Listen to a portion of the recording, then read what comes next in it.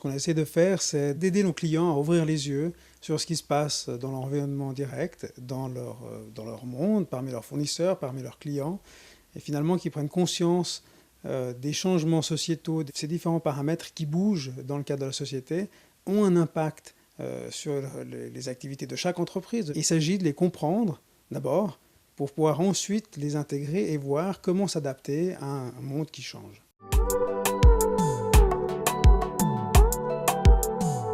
Les fondamentaux sont les mêmes, mais bien évidemment qu'on ne travaille pas de la même façon avec une PME qu'avec une grande multinationale.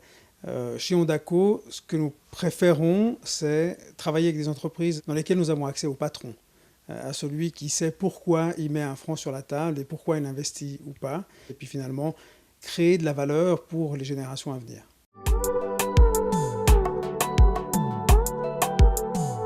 On perd parfois cette capacité à comprendre, à anticiper, parce qu'on est souvent dans l'opérationnel, dans l'urgence, dans il faut absolument faire ça, délivrer ce projet, ce service, répondre à cette demande, etc. Et on n'a pas forcément toujours le temps de relever la tête, regarder ce qui se passe et réfléchir.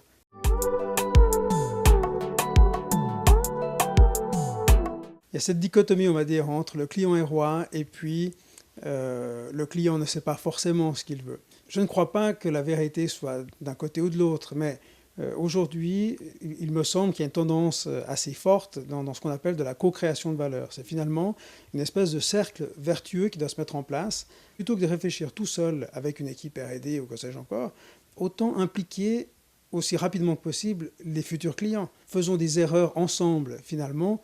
Construisons ensemble les nouveaux produits ou les nouveaux services, ceux qui n'existent pas encore, mais que nous allons définir en cours de route. C'est une approche différente. Pendant des décennies, peut-être même plus, on avait l'habitude de réfléchir dans notre coin, de proposer un produit et d'essayer de le vendre. Et puis après, on s'est dit, OK, maintenant on va demander aux clients ce qu'ils veulent et puis on va construire exactement ce qu'ils veulent. La vérité, probablement, s'appuie sur ces deux fondamentaux, mais de faire de façon régulière, presque permanente, une évolution des produits et des services permettra certainement d'être plus en ligne avec ce qui peut se passer sur le marché.